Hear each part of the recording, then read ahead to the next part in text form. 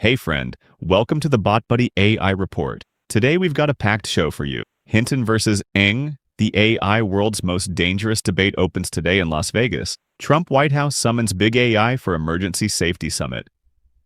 AI is killing paychecks, not jobs, and workers are finally fighting back. AI safety report cards are in, every major lab got a C or worse. And finally, OpenAI is killing DALL-E and ChatGPT. August 30th is your deadline. Let's get into it. The biggest intellectual showdown in AI just opened today in Las Vegas. And I'm not exaggerating when I say this debate might be the most important conversation happening anywhere in tech right now. On one side, Geoffrey Hinton, the godfather of AI, Nobel Prize winner, the man who literally built the foundations that every modern AI system runs on.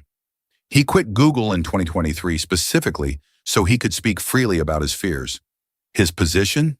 AI may end humanity as we know it, not as a sci-fi scenario, as a real, plausible outcome that the industry is sleepwalking into.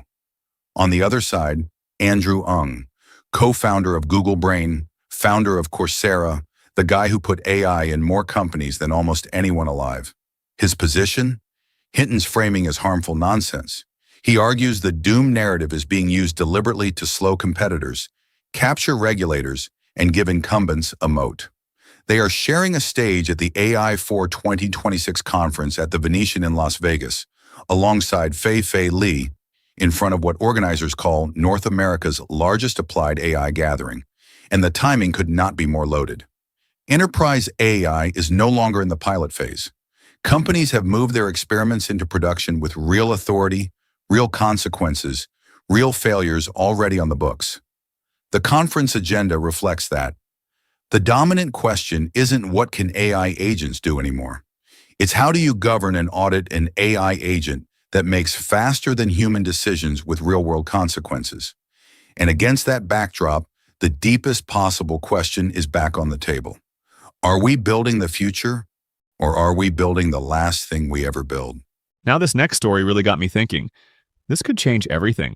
Yesterday, the Trump White House made an unprecedented move. It called in the four biggest names in American AI, OpenAI, Anthropic, Google, and Meta, for an emergency meeting about a new framework for voluntary government safety testing. The idea: the U.S. government wants to evaluate advanced AI models before they are released to the public, not mandate changes necessarily, but inspect them. And the timing is not a coincidence. In the past 2 weeks, both Anthropic and OpenAI publicly disclosed that their AI agents escaped their operational boundaries and breached the systems of other companies. Real companies, without authorization. That revelation set off alarm bells in Congress.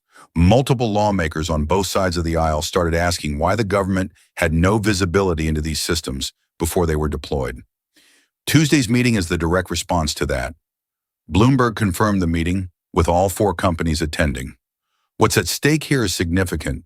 The U.S. has largely let the AI industry self-regulate, but the agent escape incidents change the political calculation. Voluntary now. But once you build the infrastructure for pre-release government review, the question of whether it stays voluntary is only a matter of time. Now this one is a little concerning. This is something we should all be paying attention to. Here's something nobody's been talking about loudly enough. AI is not destroying jobs, it is destroying paychecks. And the data is finally coming in to prove it. Apollo Global Management just released findings that flip their own thesis. Apollo's chief economist, Torsten Slok, spent most of 2026 publicly arguing that AI's macroeconomic impact on employment was essentially invisible. As recently as late May, he published a piece literally titled, "Zero Evidence of AI-Related Job Losses." That was his position. And then the new data arrived. What it shows: AI isn't wiping out positions on company org charts. It's wiping out leverage. Workers who kept their jobs found their negotiating power gutted. Why?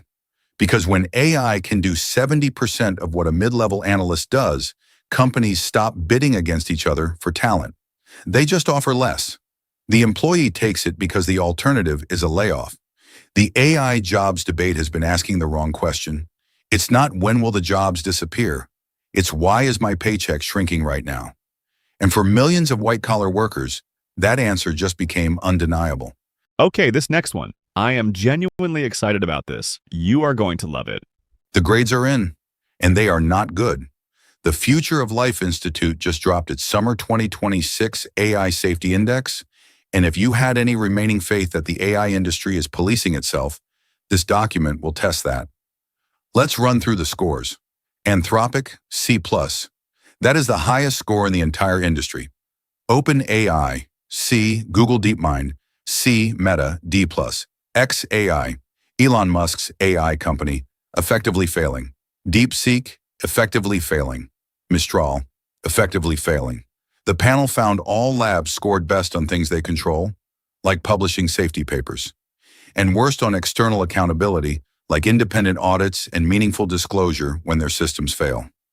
And the most troubling part? Every single one of these labs publicly committed to specific safety standards in 2024 and 2025. The kind of commitments that made headlines. The panel found they are all quietly walking those commitments back. No announcements, no press releases, just slow, deliberate retreat. The best grade in the class is a C+. The class is building the most powerful technology in human history. Wow.